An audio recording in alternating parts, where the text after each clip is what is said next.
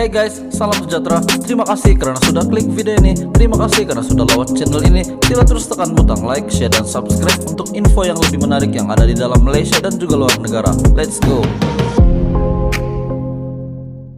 Salam sejahtera dan selamat petang seluruh warga Malaysia. Kali ini saya akan menyampaikan satu berita ataupun info berkenaan politik di Malaysia. Berita politik, 3 parti perlu tetapkan kota kerusi. Shalom, UMNO, Parti Pribumi Bersatu Malaysia, dan PAS disaran menetapkan kota ringkas pembahagian kerusi pada pilihan raya umum ke-15 secara jujur dan ikhlas. Tidak hanya mengambil kira pandangan ahli parti semata-mata.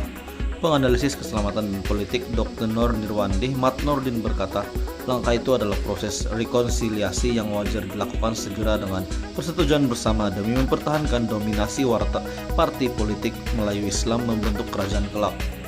Menurutnya, suara pengundi yang bukan dalam kalangan ahli bagi ketiga-tiga parti itu tidak boleh diketepikan untuk mencapai kesepakatan tersebut. Perundingan dimulakan dengan pemberian kursi kepada ahli parlemen bersatu terkini dan yang memegang jawatan serta portfolio tertentu. Ini harus dikekalkan karena ia asas rundingan bagi pengagihan kursi. Seterusnya, kuota berhubung peratusan ahli parlemen antara PAS, UMNO, dan Bersatu dalam kerajaan melalui peratusan mudah berdasarkan nisbah pemilikan kursi pembentukan kerajaan semasa Perikatan Nasional. Ini perlu dilakukan dengan segera karena jelas PRU15 amat penting bagi mengekalkan dominasi politik Melayu Islam, katanya ketika dihubungi Sinar Harian. Beliau mengulas mengenai pendirian UMNO Perak yang tetap bertegas supaya Bersatu tidak bertanding di kursi milik UMNO.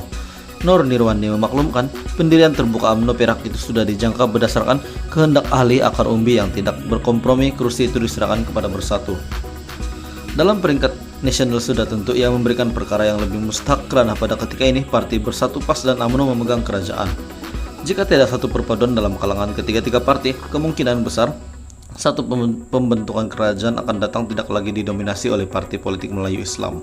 Sementara itu, penganalisis politik dan media sosial dari Universiti Teknologi Mara, Profesor Madya Dr. Sarah Cinasame berkata, 3 parti besar itu perlu mengamalkan konsep bertolak ansur dan timbang tara di antara parti politik Melayu ketika ini.